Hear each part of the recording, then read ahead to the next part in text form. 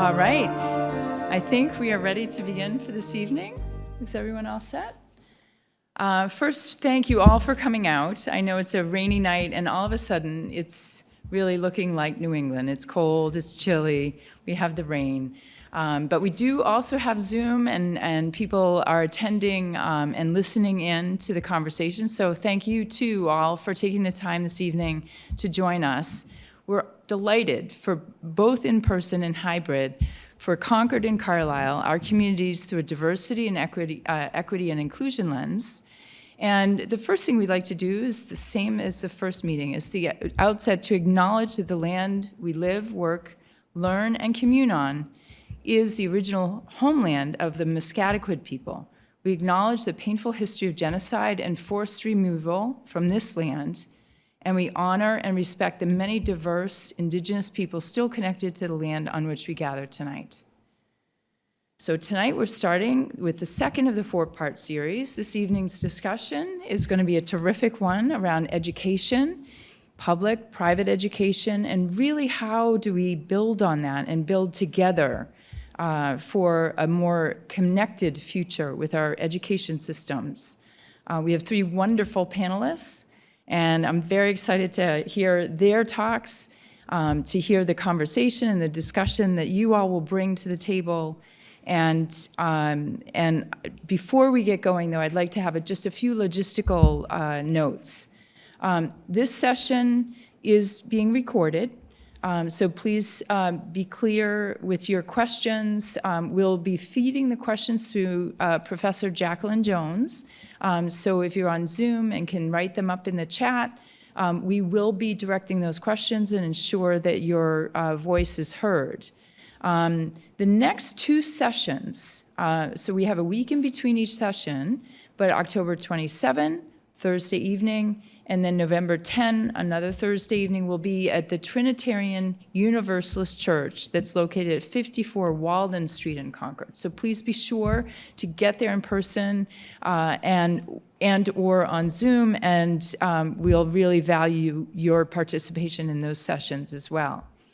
Okay, so there will also be a follow-up survey that will be sent to you online. All right, so please take some time and think about what you'd like to see in the future, how this session worked, what other questions you might want answered. We anticipate that this work will continue going forward, and we'll certainly take your advice to support the events that follow, if not in the program here tonight.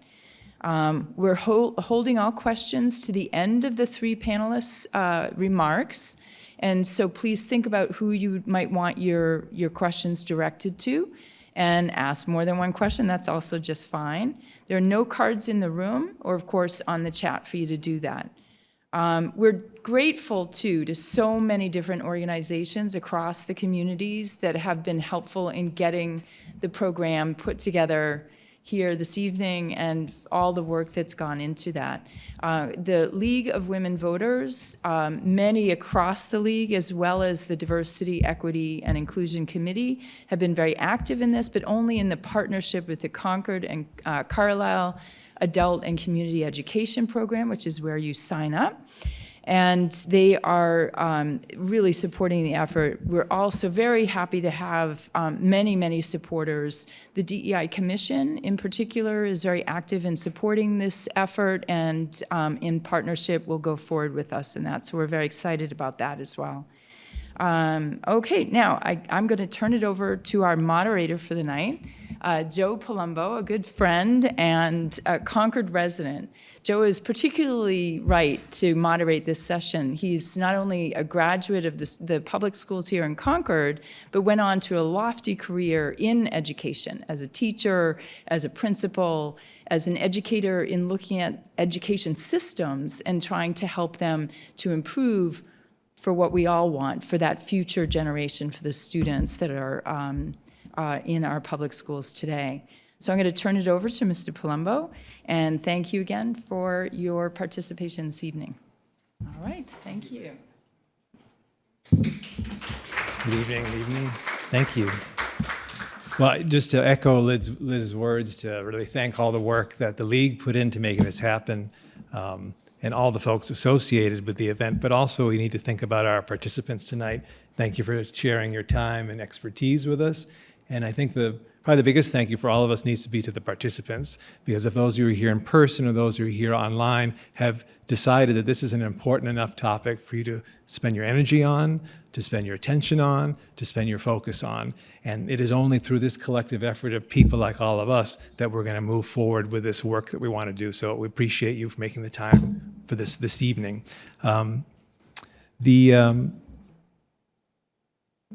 The format of the evening, these three panelists are going to share their expertise with us. I'd like to tell you a little bit about each of them. First, right here to my left is Mr. Andrew Nyamekye. I'm working on it, right? Right. Andrew is the first Director of Diversity, Equity, and Inclusion here at the Concord Carlisle Public School District. He was appointed to that position in April of 2021. And previously, Andrew served as the METCO Director for the district, a position he's held since August 2018. He's served in various capacities for the METPRO program for more than 11 years. So Andrew, thank you for making your time this evening. I'm sure you have a lot of valuable things to share with us. After that, we're going to hear from Ms. Kim Frederick. And Ms. Kim Frederick teaches U.S. and Middle East history at Concord Academy, right here in Concord. Focus of her work with Concord Academy students has been local public history, and most recently, the history of the land in which Concord Academy sits. As Liz mentioned previously, it's the tribes of the Nipmuc and the Massachusetts that lived here for 10,000 years. And I know we often get excited about Concord. It's almost 400 years old. Well, we're sort of a baby, right? For the folks before us, we're here for 10,000, and we're at about 400. Kim also developed an experiential learning and history curricula training program for teachers across Greater Boston and serves on the Robbins House Board of Directors.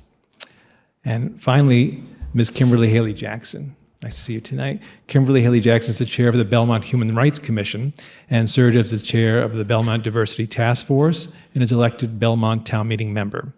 She has been committed to increasing the visibility of Belmont Human Rights Commission, working with schools and teachers to ensure that students of color in Belmont have proper access to the tools they need to succeed.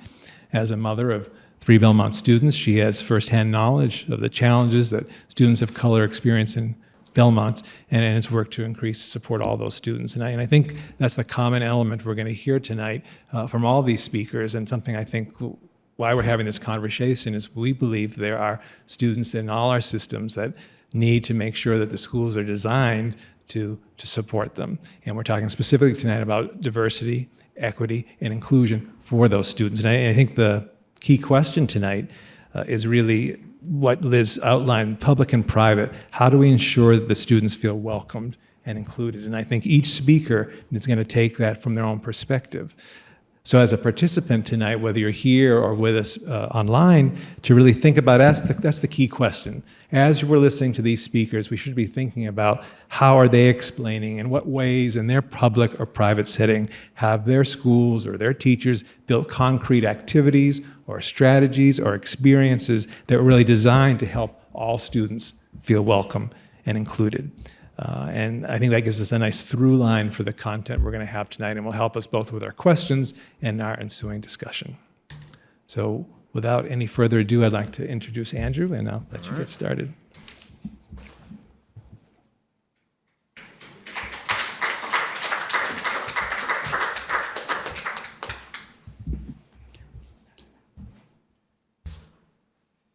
Good evening, everyone. Wonderful. Good evening for the folks online as well. Thank you for the introduction, Mr. Palumbo. My name is Andrew Nyamekye, and I am the Director of Diversity, Equity, Inclusion, and Belonging for Concord Public Schools and Concord Carlisle Regional School District. I want to first thank the League of Women Voters of Concord and Carlisle for hosting this important session. My presentation tonight invites our community to learn a little bit more about Concord and Concord Carlisle Public Schools, and essentially how we are advancing the work around diversity, equity, inclusion, belonging, and anti-racism. Next slide, please. So first, I really want to begin this conversation by sharing one of my favorite quotes from Paul Gorski. Mr. Gorski is the founder of and research director at the Equity Literacy Institute. And in his article titled Avoiding Racial Equity Detours, which is an article that discusses ways in which we center racial equity in anti-racist work, Mr. Gorski says, equity is neither optional nor negotiable. Equality, attending equally to everyone's interests, reproduces inequity.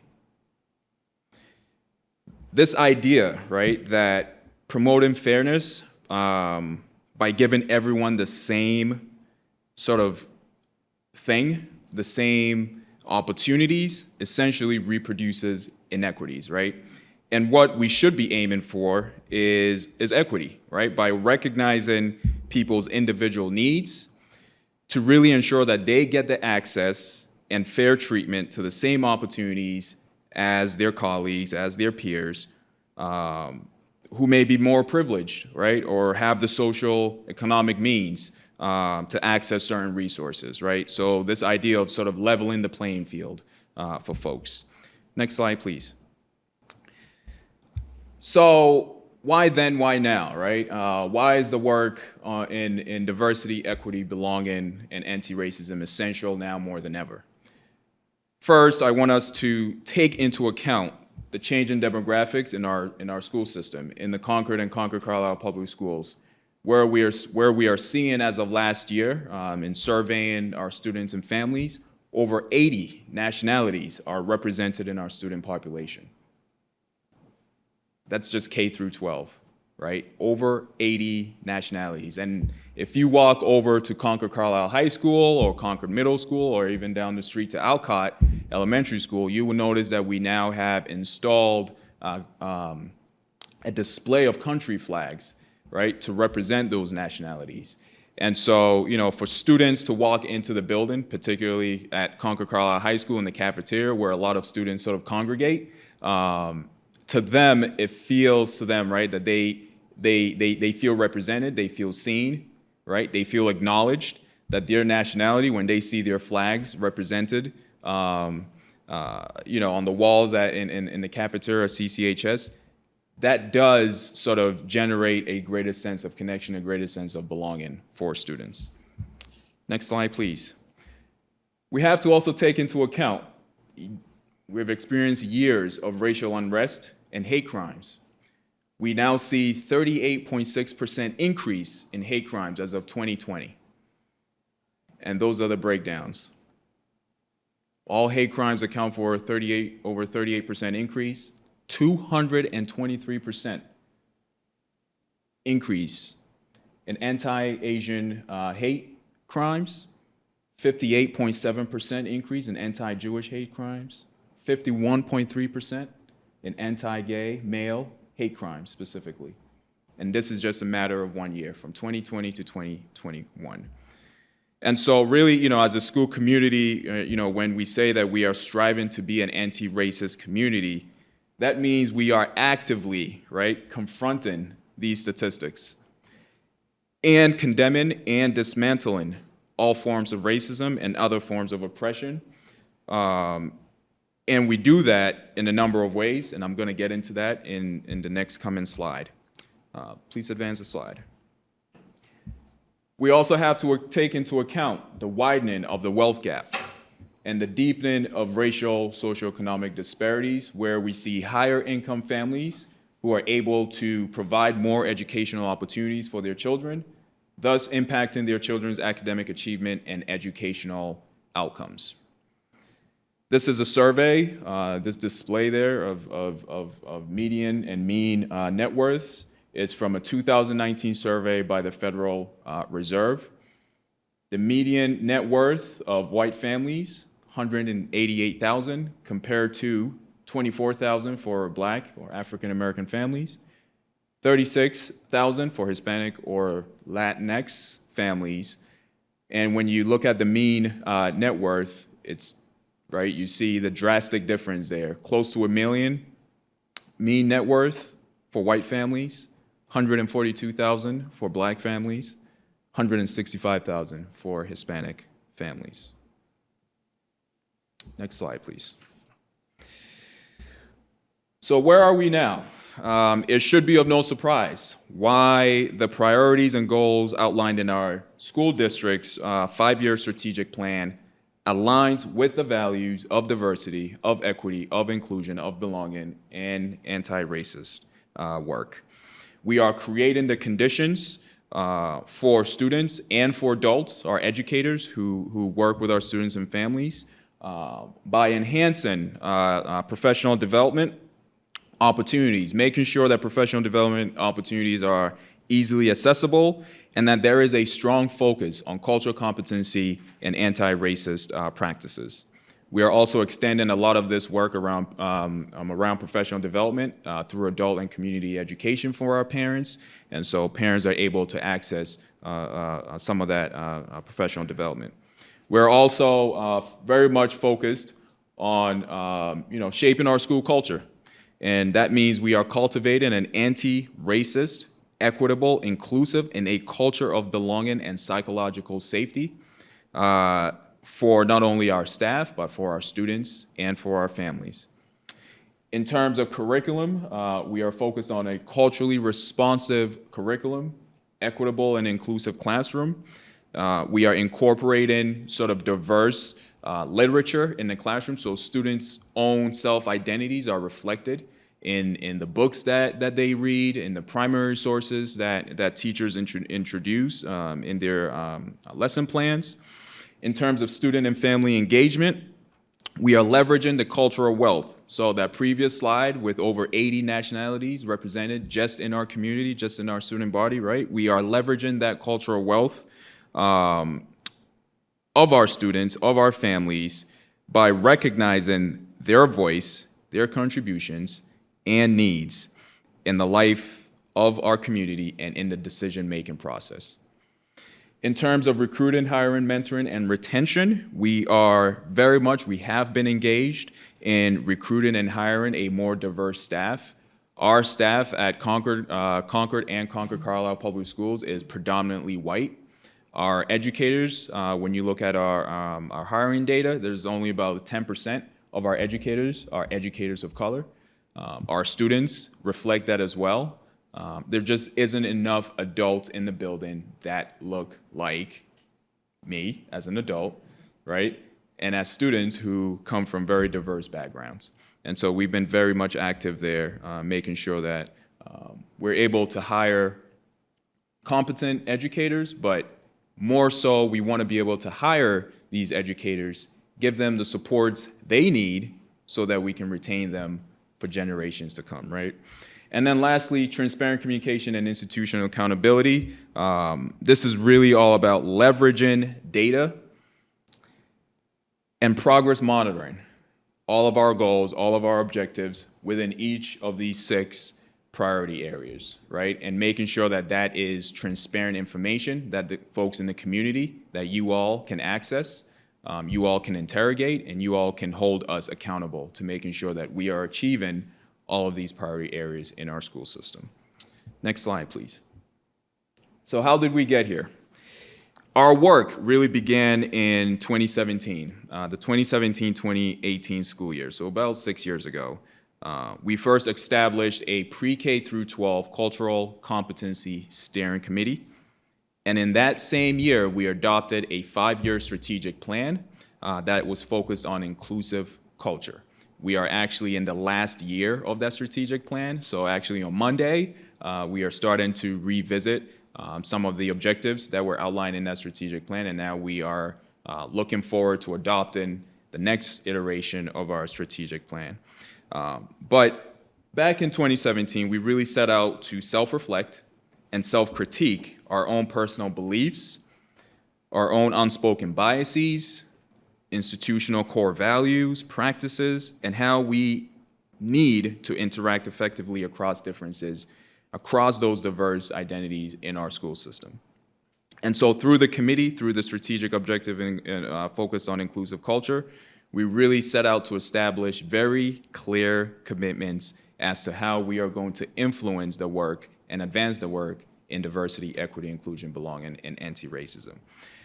And so in terms of our core values, right, we set out to define what those core values are, as it is aligned to diversity, equity, inclusion, and belonging, and anti-racism. First, we set out to create a collaborative, welcoming, respectful, and inclusive culture in our school community that embraces and values diversity by recognizing the contributions and uniqueness of each learner and educator.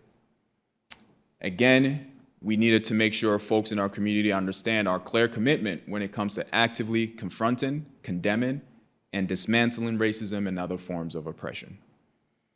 In terms of our internalized beliefs, this is really focused on our educators, but within the last 3 years, we have shifted that to include not only our parents, but also our students. We're providing professional development or learning opportunities to all staff focused on cultural competency and anti-racism.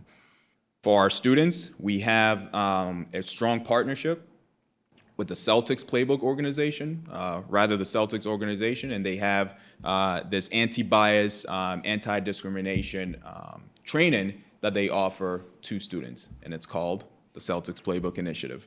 And so we are actively making sure that students are receiving a lot of this information as well. In terms of institutional practices, we are ensuring diverse identities of any community member does not determine their academic, professional, or socioeconomic outcome and success in the community. In terms of our intercultural interactions, we want to make sure that we are always considering the diverse needs and identities of our students and families so that we are better informed, so that we can better inform instructional practices and our interactions across differences. Next slide, please. All right, so what have we been able to do? I'm going to just touch on a few points here. I'm not going to read everything on the slide, but in terms of diversity, we now recognize our religious and cultural holidays on our school calendar. So again, we survey the community and we essentially receive the feedback from students, from families, regarding some of the religious and cultural holidays that they observe. So that is now embedded in our school calendar. In terms of equity and belonging, again, we have really over the years increased and refined our special education programs so that students with disabilities are served equitably in general education classrooms. In terms of belonging, again, we are incorporating those diverse books to promote that positive and authentic representations of our students. And then our commitment to dismantling systemic racism and oppression, again, we have expanded our ongoing professional development, again, that is focused on cultural competency and anti-racism. Next slide, please.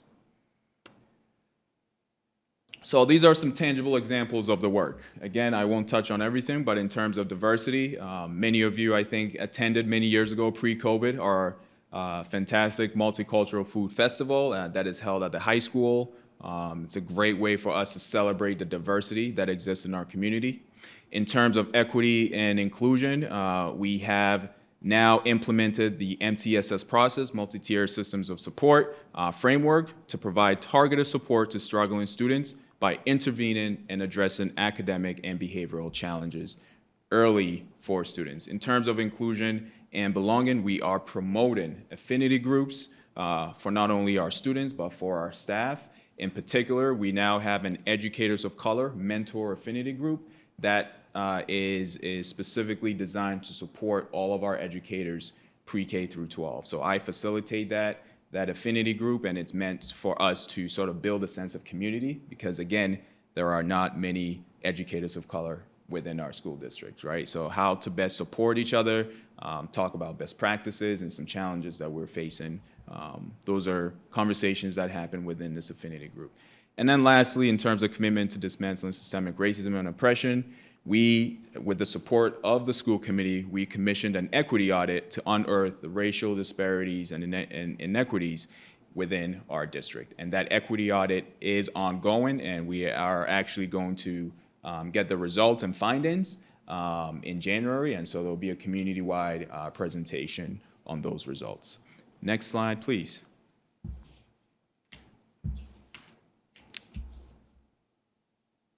All right, so I'm going to end on our now adopted mission and vision statement for how we are advancing this work around diversity, equity, inclusion, belonging, and anti-racism.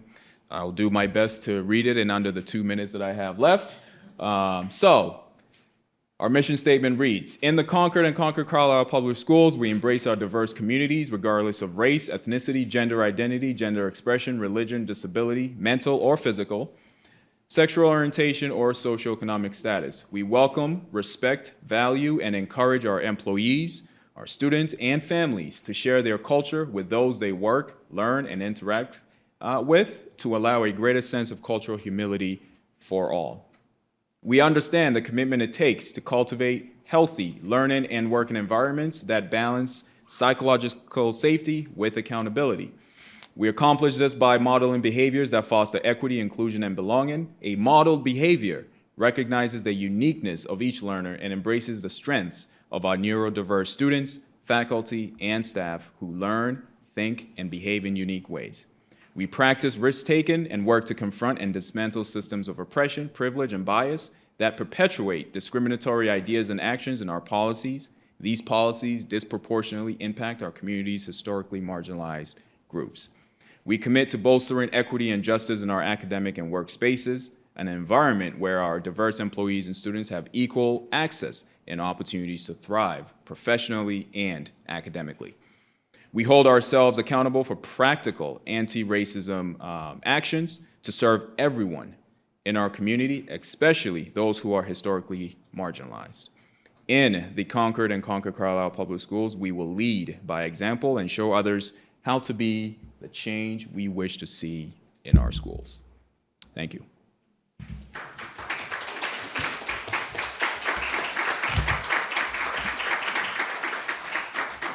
Oh, you could have left that. I'd like to be a woman. As we transition, take a moment and just be thinking about some of the things that Andrew talked about, concrete examples. And before Kim comes up, I just want to ask you one question, Andrew.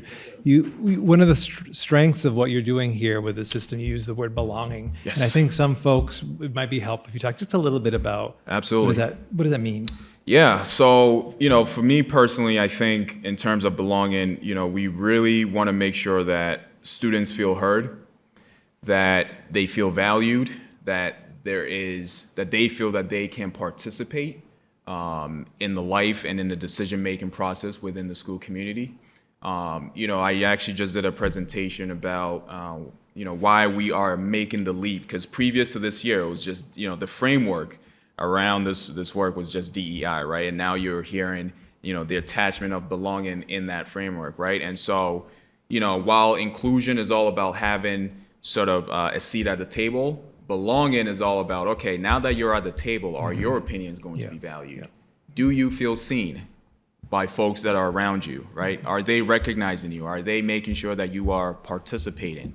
Do you feel valued? So that's what belonging is all about. And for our students to be able to walk through the hallways and see another educator of color, another trusted adult that looks like them, right? Right? It's, belonging is all about that emotional connection, right? Inclusion is the process. Belonging is that emotional connection one needs to feel like they are part of the community. That's right. And so, we are, through our work on advancing diversity, inclusion, equity, and belonging, we want to make sure that while equity is at the center, belonging is just as important. Because if we do all this equity work and folks still don't feel part of the community, there's a disconnect, right? And so, because getting a seat at the table is one thing. Feeling like people want to hear what you have to say. Exactly. Different thing. It's a different thing. Yeah. Yep. Thank you, Andrew. You got it. Kim's going to talk a lot about what's going on in the private school, in the private school setting in Concord Academy, specifically, I believe, around history and the history curriculum. Yeah, thank you. Sure. Hi. One second. I want to thank the League of Women Voters. Can you hear me? Is that right, okay. I want to thank the League of Women Voters for having me and feel honored to be here and excited to get to be with other guests and hear what people have to say. I'm going to talk about changes that we made in the history curriculum at Concord Academy. And these changes are actually about 10 years old.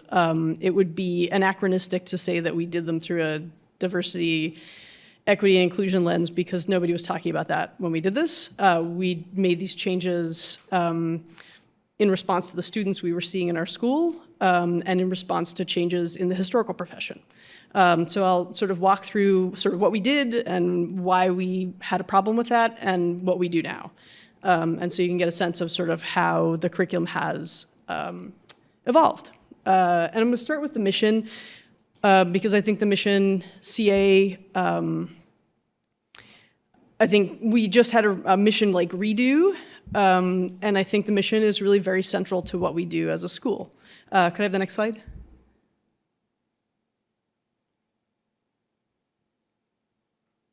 All right, I'm not going to read the whole thing. I'm just going to do the orange parts because those are the ones that sort of matter for our context. So love, I want to put them in your ears because you're going to hear them again. Love of learning, diverse and striving for equity, common trust, challenge and expand our understandings of ourselves and the world, purposeful collaboration, creative engagement, empathy, integrity, and responsibility, and a just and sustainable future. So those are the pieces of the mission that, in my mind, really animate the work that we do in the history department. For me personally, the underpinnings of all of these are both love of learning and common trust. And I think that those two things really encapsulate and incorporate pretty much the other ones. And I'll sort of explain why. All right, so next slide, please. So our old curriculum, the color didn't come through on this very well. You can sort of see the shaded boxes that are gray. So the old curriculum, students were required to take 5 semesters of history over the course of 4 years at CIA. In their first year, they would take early modern Europe. That was required, and then they would take another elective. And then the sophomore year was the U.S. History Survey, so that was required all year. And then the upper level electives were equal or more rigorous than AP, we still say that. And at some point, they would have to take a required non-Western class, which meant something in Asia, Africa, or sort of ironically, South America, which is technically in the Western Hemisphere, but whatever. So that was what the program was. So what were the problems that we started perceiving our students having and us having with the program? Could I have the next slide, please? So the first problem was that unlike yoga expert Rodney Yee, it was not flexible. So there was really only one way in and one way out. You took EME, you took US, you took them in particular years, and this was not, the mission says we're supposed to engage creatively and we're supposed to try for equity, but we had students coming from wildly different schools. We have kids that come from sending institutions where they have not had the greatest elementary and middle school educations, and they come in and get slammed. And there was nothing to provide any cushion. So we would bump them back. They would be juniors in a class with all sophomores, and there was a huge social stigma to that. And they were inevitably our most vulnerable students, and inevitably the students who came with the least sort of social capital in an independent school. And that was really hard to watch, frankly. And we needed more flexibility so that students could hit the right skill development level at the right moment for them. Next slide. The second problem is that our common courses really weren't common. So we said that everyone was taking the same EME and the same US, but they weren't really. It's a bird. It's a lion. Now it's just lying. So it looks like the same thing, but it isn't, because what would end up happening inevitably is that I would teach essentially economic history. So you'd get an economic US history survey, and my colleague would teach political history, and my other colleague would teach intellectual history, and my other colleague would teach social history. And the course that kids ended up coming out with was really, really, really different. But we said it was the same thing. On the transcript, we said it was the same thing. In the catalog, we said it was the same thing. But it wasn't really the same thing. It was just lying. That's not integrity. That's not common trust. And so that felt really uncomfortable to us as we started realizing, we sort of sat down one day and we're like, wow, did you teach? I didn't teach that. Did you? What? Oh, no? Nothing about the Panic of 1837, huh? Okay. And it just became clearer and clearer that we were teaching very divergent courses. So that was problem number 2. Next slide. Problem number 3. Is that we tried to have uniformity, And in doing so, we were missing the best things that our teachers had to offer, which was their deep knowledge of the histories that were their passions and their interests. So in terms of mission problems, like love of learning and purposeful collaboration are missing for both teachers and students in this model. And as Lorenzo tells his son in A Bronx Tale, the saddest thing in life is wasted talent. If you don't do the right thing, then nothing happens. So the right thing was to use the passion, to use the knowledge of the people in our department, and instead we were kind of trying to stuff ourselves into the boxes of having a common course, which again, we were failing at. So it was sort of bad all around. The next problem, could you have the next slide, was that history has changed a lot since the survey course was invented, right? We're teaching, if you teach the survey course as if it's 70 years ago and there's a master narrative to teach, you wouldn't teach science this way, right? You wouldn't be like, hey kids, there are these two really smart guys, Watson and Crick, and their friend Rosamund Franklin, who's not in the photo for some reason. Why? I couldn't explain that one to you. So we want to challenge and expand our understanding of the world, but scholarship has really moved on from the idea of master narrative. You can hear the problem with the term, right, which is that it suggests a single view of the past from the position of those who have the most formal levers of power, right? History doesn't work that way anymore as a discipline. Why were we still teaching it that way? And so it just didn't follow for us. Like, that felt increasingly problematic. Next slide, please. The fifth problem was that we were mostly telling history from an outside gaze, but especially when we taught the history of what John Green in Crash Course U.S. History calls the green parts of not America, as you can see on his globe. So the mission problem is almost the entire mission here. Love of learning, diverse and striving for equity, challenge and expand our understanding of the world, cultivate empathy and integrity. We had a category of courses which students had to take which was non-Western, which didn't make a ton of sense. So, like, first of all, as I mentioned before, South America, not in the Western, it is in the Western Hemisphere. So on a basic geographic level, this didn't make sense, but it also gave the message to our students loud and clear that what mattered was real history, which was Europe and the United States, and that everything else was extra or dessert. And like dessert, one partook of it sparingly. So the message to students of European ancestry was clear. Their families' histories were real history, and everyone else's, people from non-Western parts of the world, that history was the sidebar. And so that is problematic. Just in the structure of our program, we were telling students that. So, can I have the next slide? Sorry. There has been a proliferation in history of a variety of narratives, a cornucopia of stories being told in a variety of ways. It is better for all students when they can learn history as it is being practiced now, with the people whose history is whose history it is are at the center of the narrative. Not an afterthought, not a sidebar, but the history that they're studying, the real history that we're studying, not the dessert history that we get to enjoy after we've studied the real history. So it's true that history has become fragmented in a variety of ways as a result of different histories being researched, written, discussed, and taught. Can you argue with the fragmentation of the way that history has developed and has been developing as a field? Sure you can. We're historians, that's what we do, we argue. That's part of the work. But our mission is not to ignore scholarship because it's complicated. We're diverse and striving for equity. We try and challenge and expand our understanding of the world. We cultivate empathy and integrity. So, what's the new plan? So here's the new plan. Next slide. So the new curriculum is all electives. Every course that the students take is 1 semester long. They choose the courses that they want to take from the time they're new frosh. They still have to take 5 courses. Most of them take more. Most of them take 7 to 8 courses. But they can choose from everything that's available at the level of skill development appropriate to where they are in their learning. So this allows us to tailor our offerings to the strengths and passions of our teachers. We hire by geographic area and historical specialty so that our offerings span the globe. The department works hard to balance the offerings every semester to make sure that we're offering a good mix of topics, time periods, themes, and geographies. Next slide.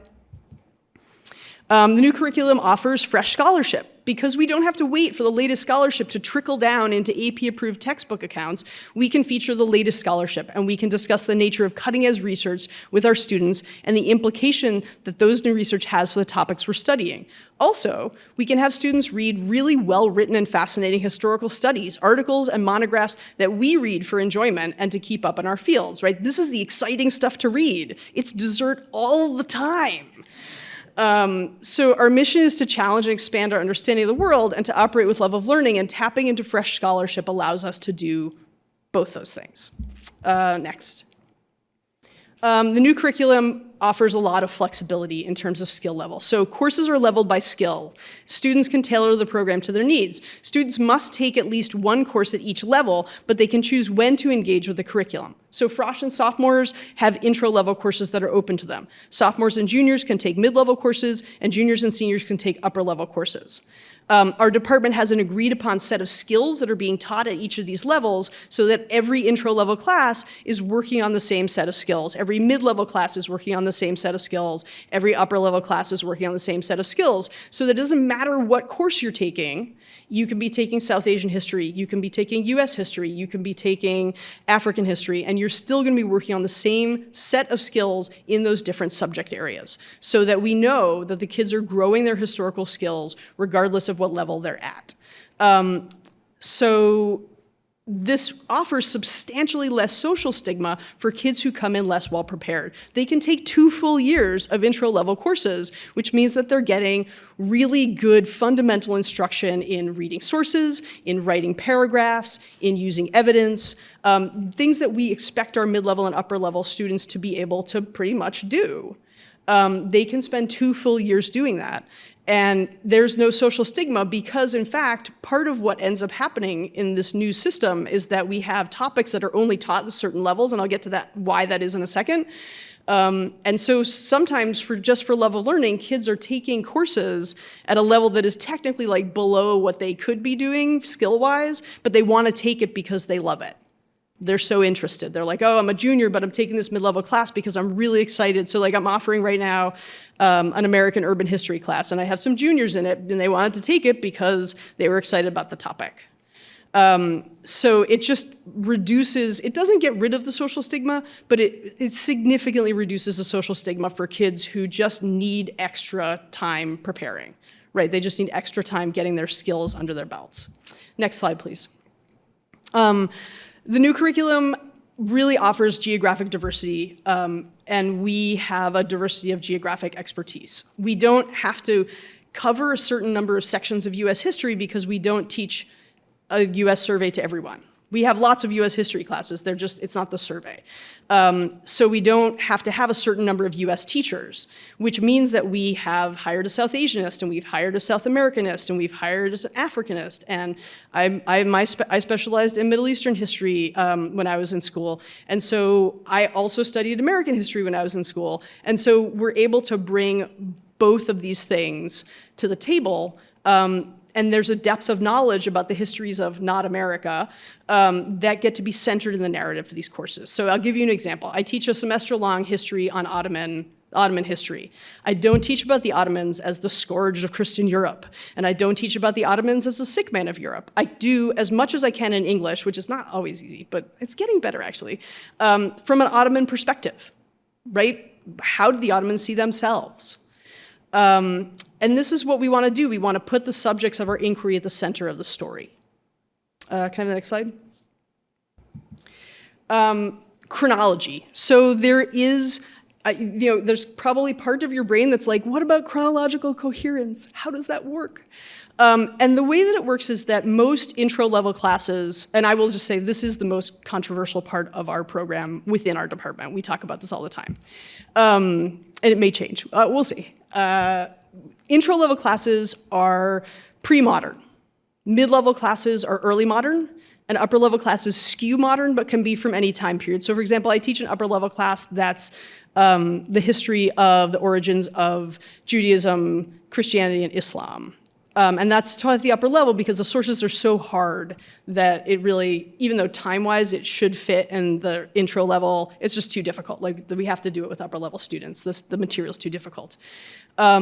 But because we do this, what it means is that most of the time kids are taking 1 or 2 pre-modern classes, 1 or 2 early modern classes, and 1 or 2 upper modern classes, which means that they get this kind of arc of how modernity changes the world. Because no matter where you are in the world, modernity changed it, right? That transition from the pre-modern to the modern happened everywhere. And so it doesn't matter where you're doing this. because it happens everywhere. So it becomes an arc that unfolds over the course of their time at CA in terms of their history curriculum. Can I have the next slide? So the mission. I would not frame the changes that we made in terms of like DEI ideals for the simple reason that, again, those were not around when we made these changes. From an institutional perspective, the curriculum serves our mission better. We talk a lot about love of learning at CA and common trust, and our new curriculum does a better job of getting at the love of learning and common trust pieces and doing those right. We're telling the truth about the classes we offer. So when we teach US history, I'm teaching American urban history. Is it survey-like? Sure, but it's all about cities. And so I'm not pretending that I'm teaching a survey, but then, but bait and switch, we're actually gonna talk about cities. You know what you're getting when you sign up for the class. We're allowing students and teachers to explore their interests and passions. We're teaching skills that all our students need at the pace they need, and their advisors help them decide is right for them. We're teaching 21st century history. We're teaching histories of people as much as we can from the perspective of the subjects of that history. Is it perfect? No, it is not. We can always, as Samuel Beckett says, fail better, but we're failing better than we were before. So, that's it. Thanks.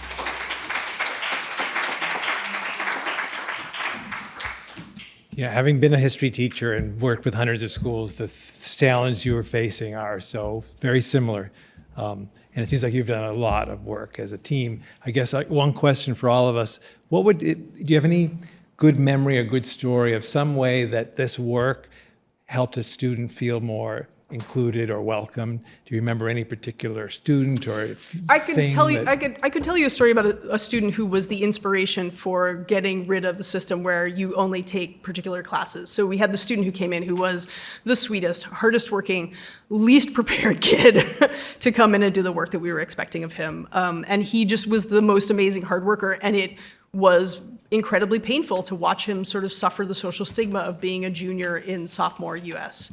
And he was the reason why, like, I was department chair at the time, why I sat down with the members of my department and said, like, we have to solve this problem. Like, we can't bring these awesome, bright, talented, fantastic kids here who can't write a sentence yet as ninth graders and then expect them to not, he's getting battered, and it's not fair. Right. So the system gave him, that particular student, a pathway to so be more now successful. Now we have this pathway where students come in and they can spend 2 years in intro-level electives and just work on their skills so that by the time they get to be juniors and seniors, they're with their peers, right? Because these are smart, awesome kids. Right. They just haven't had exposure to the kinds of historical learning that we are asking them to do, right? They literally just haven't had that in school yet. Right. Yeah, that's a thing back to what Andrew had said earlier. That's about building that little scaffold you need to get the person up to the level they need to be, as opposed to assuming everyone comes with the same thing. We know in reality, everyone comes with something different. What do I need to give Joe? What do I need to give someone to get to that next piece? So thank you.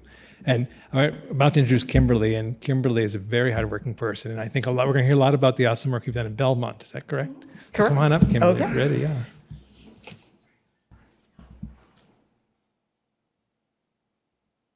I'm not Kim tonight, so.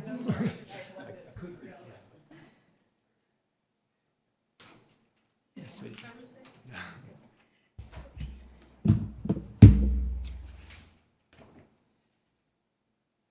Okay, good evening, everyone. Can you hear me okay? All right, you'll see me take my glasses on and off because I'm too vain to get bifocals, so.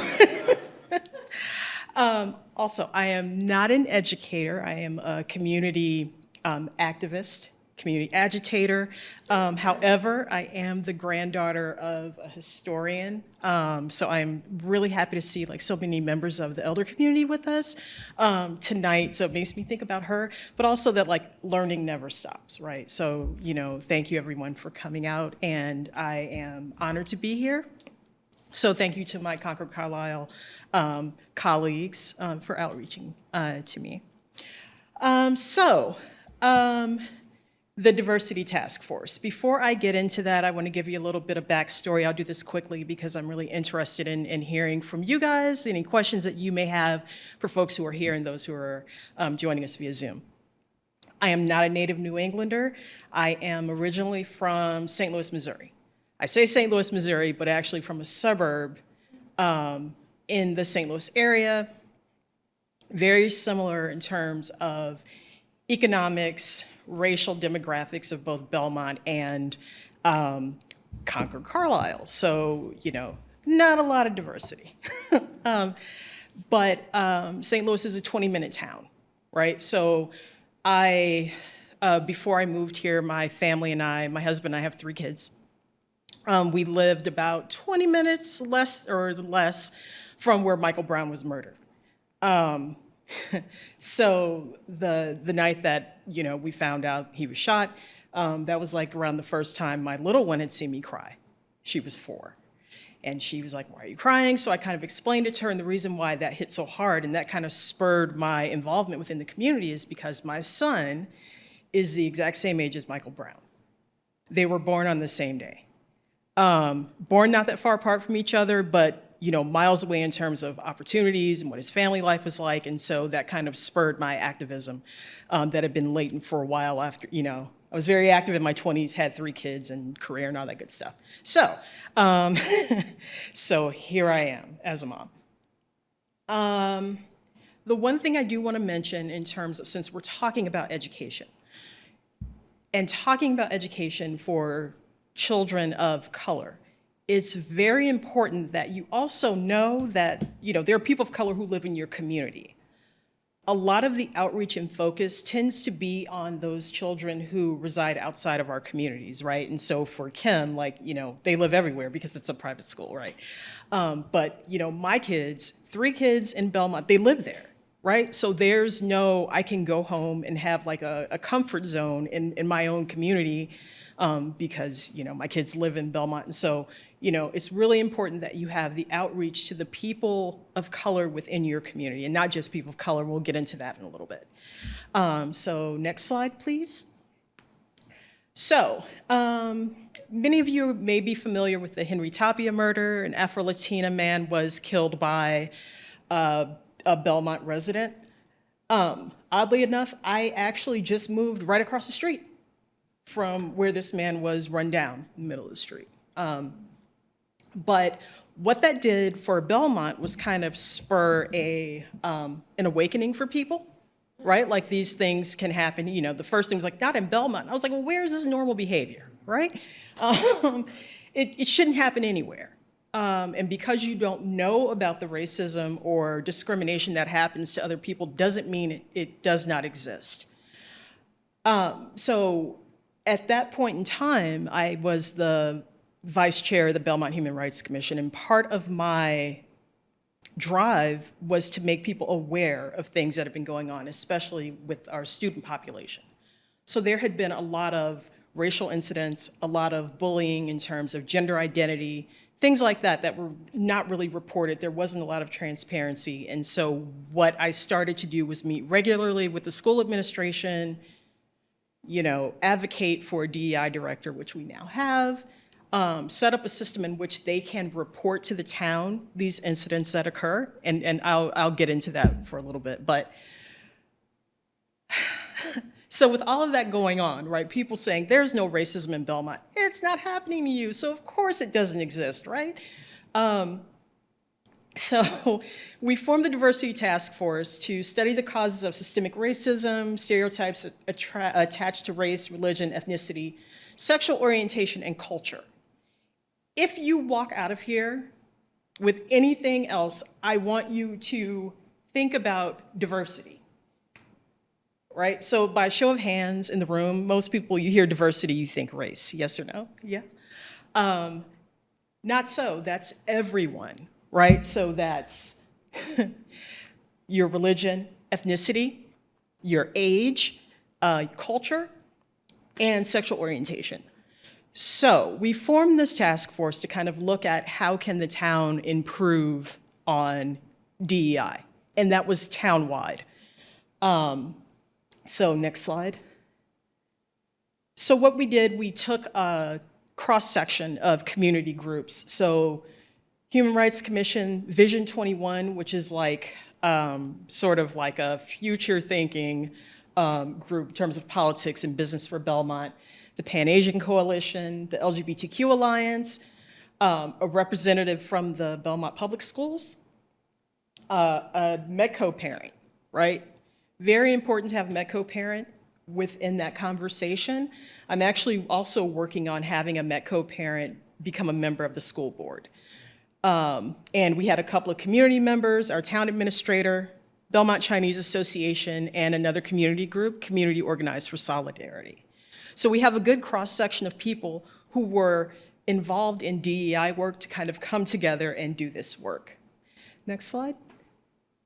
So our outcomes was to strengthen a sense of belonging for BIPOC, LGBTQ, or disabled population, our seniors, and other marginalized racial, ethnic, and faith-based communities. We were looking to increase our cultural competence. What does that mean?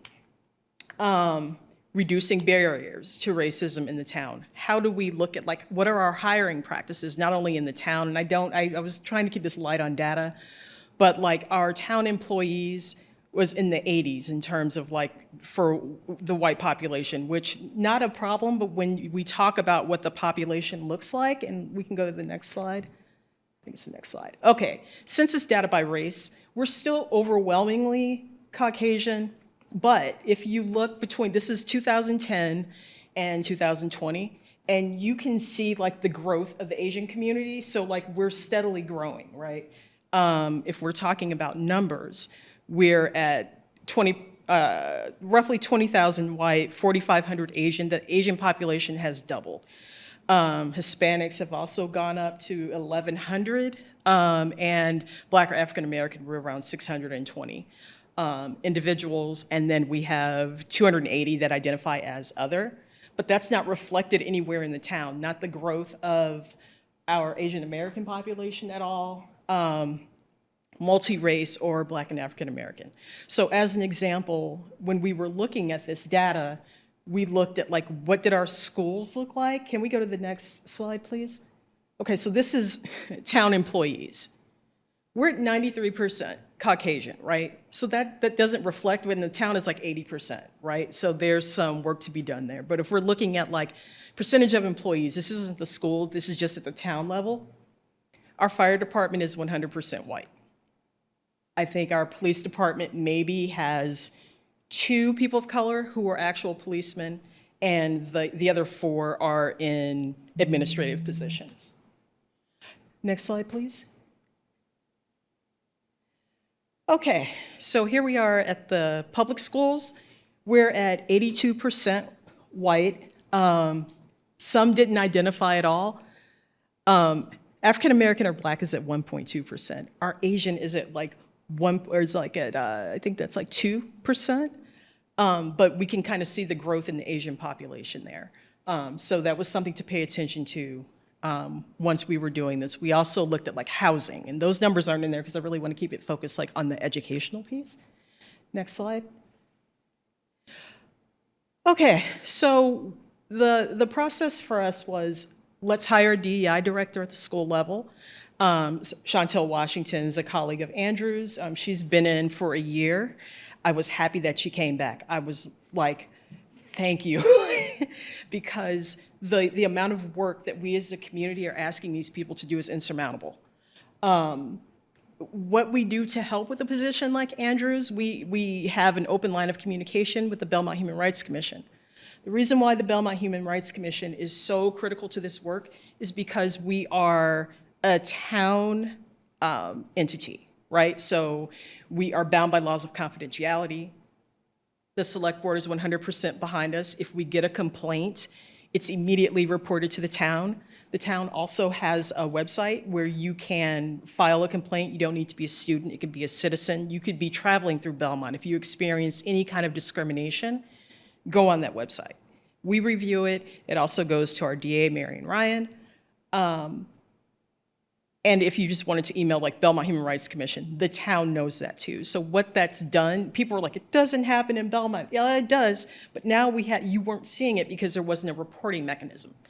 The more that people knew that they had a town entity backing them, the more willing people, they were willing to come out and talk about these things that were happening. And luckily, you know, we have a select board that supports us in that work. So with that, what are we doing? Create processes that ensure systemic change, review and revise town communications. As this relates to schools, when an incident occurred that was bias related, nothing would come out. I might know because I'm the Human Rights Commission. So we kind of held the school's feet to the fire. Like, you can't say you're going to push forward and you know, you're not transparent. So we push for transparency. Immediately let the community know what happened. And don't wait on it, you know, get it out immediately, get in front of it, right? And then, you know, you need to learn, and we're still working on this, is what are the repercussions for that, right? So we talk about, you know, restorative justice. Some people are like, that's great. Other people are like, I want the kids out of school, So we're still kind of like working on what that looks like. But what's really important, if you want to bring the trust of the community, especially if you are marginalized within that community, is the transparency.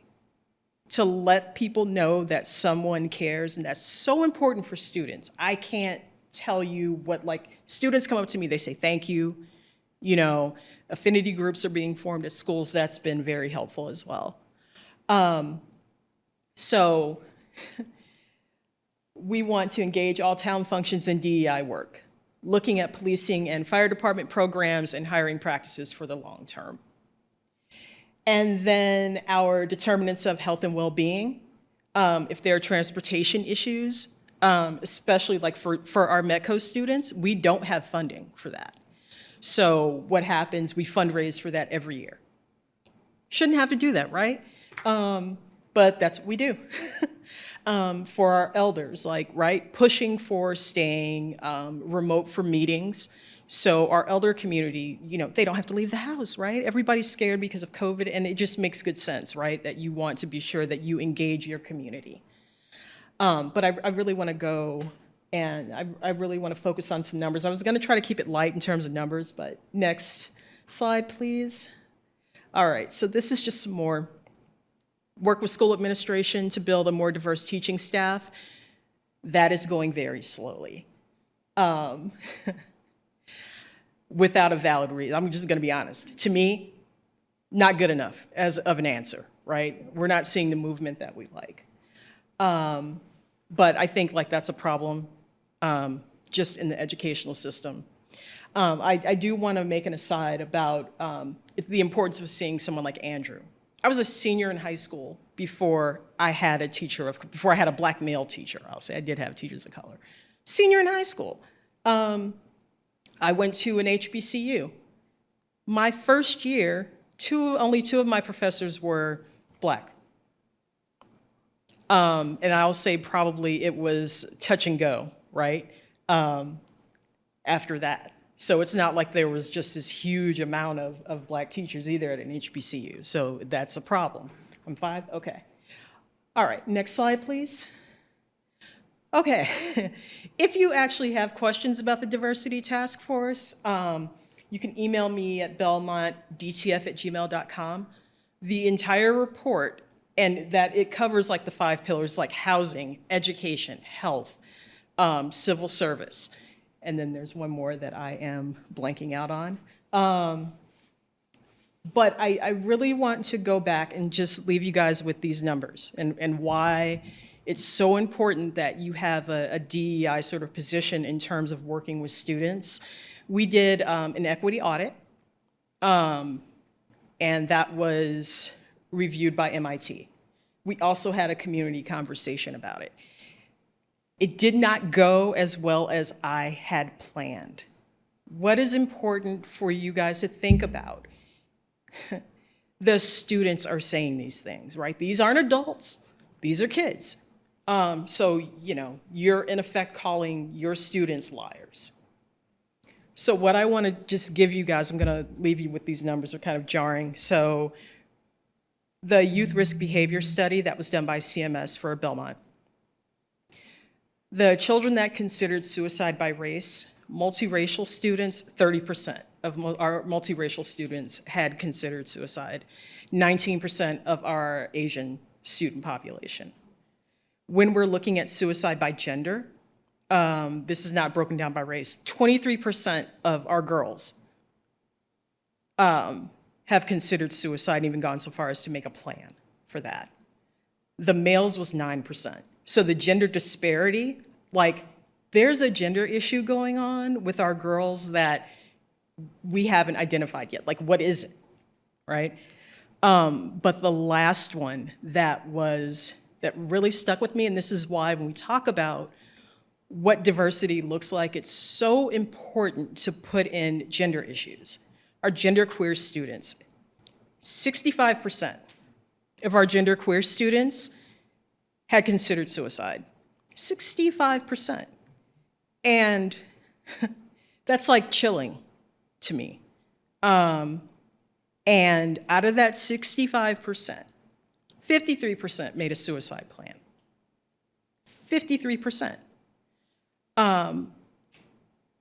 So our kids are hurting, right? So this is something that regardless of, what else is going on in the school, it's important that they know that they have a voice, they know that the town supports them, and that, the results of this equity audit that you're doing is taken seriously by the public. And that is all. I would like to thank you.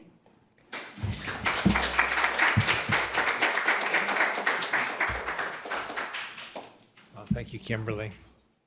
If folks here have questions, send them down the aisle and they'll be collecting them. And while you're doing that, Kimberly, in your talk, you seem to talk a lot about the power of data. You've had data, Yeah. you use data.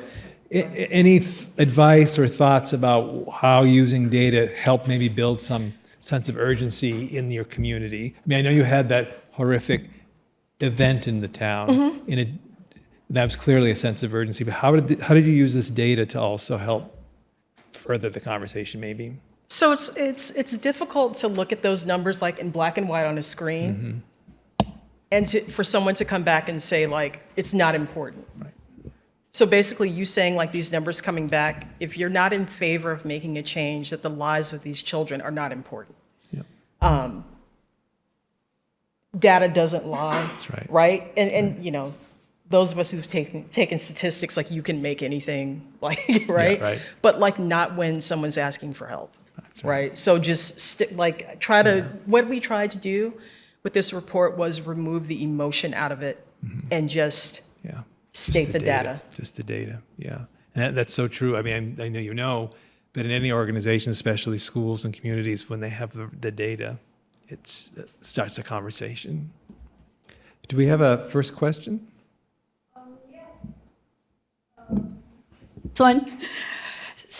Yes, I have questions from the chat and from the audience. From Zoom, a question for Andrew. If you would identify your greatest challenge from a DEI perspective in the Concord Carlisle schools, how you are responding to that challenge.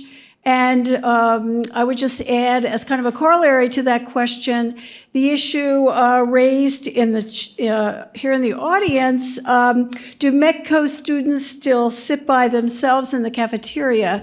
And I think that raises the issue of how you cultivate a sense of belonging and at the same time provide students with a sense of security, knowing their peers, being comfortable around everyone, and yet having that cohesive group that gives them their support as well. So there's a lot in there to unpack, but if you Really, could just at least a talk. two-parter there. So. Yeah, right. If you need me to rephrase, let me know.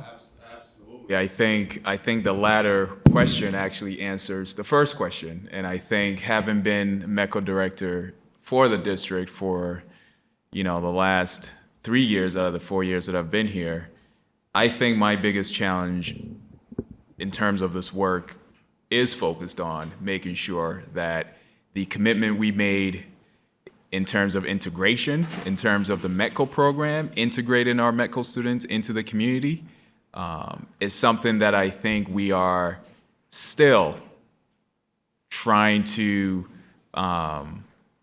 have come into fruition, right? And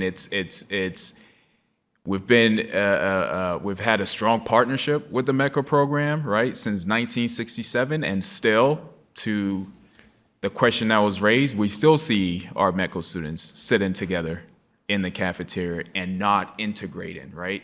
They are still sharing feedback to us that they do not feel part of the community. That sense of belonging is non-existent.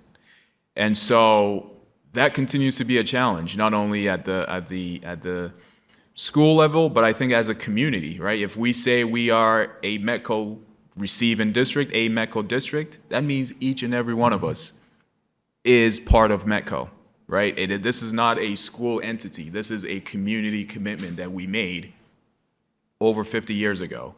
And so I think we have to really, we're not going to have the time this evening to really dive deeper into some of the challenges that our students are facing, but understand that we, as a school district, are actively listening to our MECO students and families. We know what those challenges are, right?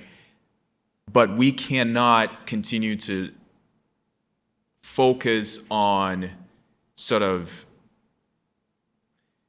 we can't continue to listen. I think it's time for action, right? Because every year, if you go over to Belmont, Natick, Wellesley, it is the same conversation. It is the same challenge, right? And we engage in a lot of talk, so now we have to take action. What are the specific action steps that we're going to do as a community to ensure that students in our MECO program feel part of this community, right? And so one way I think that we're doing that, and we've had a long-standing sort of program, and it's called the Family Friends Program, where we actively try to ensure that every Boston MECO student has a Concord buddy, right? That way they are able to establish relationships with their friends who do not look like them, right? Majority are white, who live in this town of Concord and Carlisle, to establish those relationships, to have other connections beyond in the city of Boston, right? And to just give them that sense of community, really, to be able to, have a Concord buddy that they can go apple picking with, something they probably would never do if they were just in the city, right? So creating these opportunities, these programmings to further integrate our students into this community is important. And if we're not taking the necessary steps, taking the actionable steps to make sure our students feel connected in this community, 50 years from now, we're going to be having the same conversation. Right. The same question is going to come up for someone who's in the seat, who's in the role, right? And so I think that continues to be a challenge, and it is actually that challenge is actually stated in our current strategic objective on inclusive culture. How do we best partner with our Boston MECO family so that they feel part of this community? It is an ongoing challenge, but I think we're doing everything in our power to make sure that all of our Boston MECO students feel like they're part of the community. Thank you. One thing that I'm just going to share is we were able to successfully appoint 2 MECO parents to our joint school committees. And so there is that representation, there is that voice now in our school committee, and that's huge, right? Over the years, we haven't had that representation. And for me, representation is everything. Like I said, inclusion is the process, making sure folks have a seat at the table. But now we're focused on making sure that that seat, the voice that occupies that seat, feel like they are part of the decision-making processes that occurs within this joint school committees. And so we're doing the work, but again, it's all about action. Let's get together as a community and really take this head on. Thank you. Thanks. Next question. For Kim Frederick from the audience, it's striking how you describe this very flexible curriculum, and you have the luxury to do that, obviously, at Concord Academy. But would you talk a little bit about how engaged the students are in the study of history because of that flexibility? I mean, it would seem that from a pedagogical perspective, this would be a wonderful way to get students really interested in history and, as opposed to making this a requirement. And do you want to talk a little bit about student engagement, just their pure enthusiasm that you must see in the classroom? Sure. I mean, I think it's, thanks for the question. And I think that for me, I've been, as Mr. Palumbo mentioned, I've been doing a lot of public history recently. Most recently working on the history of the land of CA, and working with the Concord Museum, which is an incredible resource. Really trying to get kids to do history, to be the authors. So for example, when we did the history of the land of CA, there was a group that was working on 19th century history. And I basically said to them, all right, all these houses that Concord Academy is in that are down Main Street were built in the 19th century. Where'd the money come for those? How did they get built? Why did Concord have all the money to build these big, huge houses in the 19th century? Where was that coming from? And they wrote what is called the Girl Boss Tour, where they wrote about the unbelievable women who lived along the street. And the money does not come from the women, it turns out. Actually, this side of the street was factories, a carriage factory, a pencil factory, a clock factory. And the other side of the street was all lawyers. But they ended up writing a lot about abolition, and the women who were so instrumental to the abolitionist movement in Concord. And it became called the Girl Boss Tour. And it is actually on, there's this really cool software called Hoverlay that is actually, the company's in Acton. And they do stuff all over the world. And they came and worked with us. And it is, if you have your phone and you download Hoverlay, you can go walk down Main Street and see the tour that the kids created. It's there. It's electronically there. And there's a tour guide at each of the spots. If you get on the Hoverlay app, which is free, you can go and see the tour that they made about the girl bosses of Concord. So I think kids get really excited about being authors, about being able to, they uncovered this amazing story. So Bradford House, which is, I don't remember what number it is, 128 maybe, Main Street, was owned by L. Nathan Jones Jr., and so remember I asked them, where'd the money come from? How'd they build these houses? And L. Nathan Jones Jr.'s father, L. Nathan Jones Sr., was the caretaker of an elderly Native American woman who was a survivor of King Philip's War. She had been among the Native Americans who had been sheltered at John Hoare's house, which is now the site of the Alcott House, until the people of Concord rose up against the natives that were being sheltered there and brought Colonel Mosley in to drive them out to Deer Island. Well, she survived Deer Island. She came back with 12 of her from her family, friends, her group that survived, and they were able to claim 500 acres in Littleton. But in her old age, she didn't have a family around her. She was unable to take care of herself, and the town of Concord assigned her care to L. Nathan Jones Sr., which is how they dealt with people who couldn't take care of themselves in their old age in that time period. And as a payment for taking care of her in her old age, they gave him her land. So the 500 acres that was now in Littleton, but was part of Concord, was given to L. Nathan Jones Sr. So where did the money come from to build that big house? Well, a big chunk of the wealth came from this land that had come from this Native American group that had been able to reclaim land after King Philip's War. So there are these so the kids pieced this stuff together and came to me and they said, well, this is a really weird story. We have these two pieces and we just started putting little pieces together and we got help from the archives downstairs. And it's this really incredible story. So it's stuff like that that gets the kids really engaged, right? They found out something that we didn't know, right? And we now are able to tell this story about the place that we live in. And they have ownership over that, right? Thank you. In a way that, and it also helps explain, like, if you say to the kids, okay, so we know that there were Native Americans who lived on both sides of the river here, right? There are two different tribes, and we know that they were here. We know that after King Philip's War, it was hard for them to return, but now we know they did return, but they weren't able to thrive, right? There was no one there to take care of this woman in her old age. So what happened to her community? I don't know the rest of that story. But so they're starting to understand, like, what was the relationship like? And so I think, like, it's the authorship, it's the ownership, it's knowing the history of the place that you're in a way that is really deep. And so I think, that is something that we get to do, that I think is the opportunity. Great. Do you have another question? It's for Kim Haley-Jackson. Actually, two questions, one from Zoom and one from the audience. The one from the audience, could you just tell us what an equity audit is?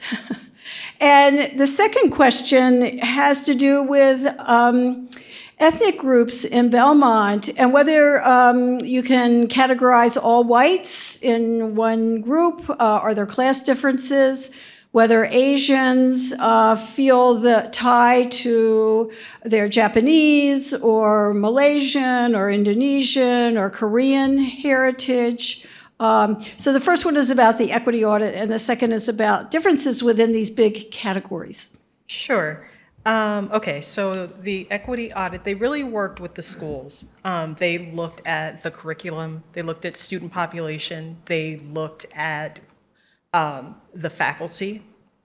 And that was sort of like, that took probably about a year or so. So it was like a deep dive into everything. The most important piece was students. So they asked about their social, emotional health. And it was done by an outside party, right? So not Belmont at all. It was done by MIT. They also set up meetings with teachers. They met with school administrators. They also met with community activists. So I met with them several times. They did meetings also with parents. And parents of all types, like it was just opened up. We did have some issues, at least getting from the Black and brown population in Belmont, getting them to attend. So as you're looking at your equity audit, what I would say to the community is to make sure that you let people know that they are welcome and that this is a safe space to talk about these things. Mm-hmm. And so I'm kind of taking this a little further than what your question was. So then Belmont actually has a long-term goal. It's starting now. So the short term is 3 years. And they're starting to implement some of these changes that they found in the equity audit that would be helpful to some of the deficiencies that they found. So the second question, can you give me that second question again? Well, these categories of white and Asian are actually very broad. Sure. And within the category, for instance, of white people, there must be differences of ethnic background or class differences. In terms of Asians, of course, ethnicity is significant there too, whether your residents are of Korean, Japanese, Indonesian descent. I mean, how do you kind of parse these big groups versus the kind of ethnic loyalties within them? Yeah, so the data was actually just drawn from the census itself. So it's not sort of broken down to that sort of minute level. Although the school district itself does have it broken down by ethnicity if people so choose to identify. What we found most helpful in terms of community groups, though. So if you noticed on my slide, we had like the Belmont Chinese American Association. And, when we had our conversation about race, someone had said, it was a Korean member of Belmont, had kind of said, well, what about us? And had kind of looked to one of my groups to kind of foster that. And I was like, I can't do that. That's not my experience, it's not my background, but let's put together a Pan-Asian coalition, right? So what that does is encompass everyone into sort of like a more cohesive unit of the Asian population that is not Chinese. If we're looking at what the population looks like, far and away, our Chinese population is very high. If we're looking at the Asian subset, when we're talking about like white ethnicities, you know what?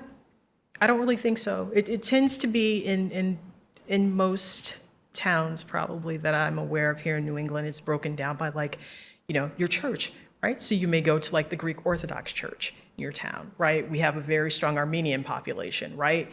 And however they choose to identify themselves, we don't know that. But if we're looking at just that data, it looks like they're identifying themselves as white without breaking out into the various ethnicities.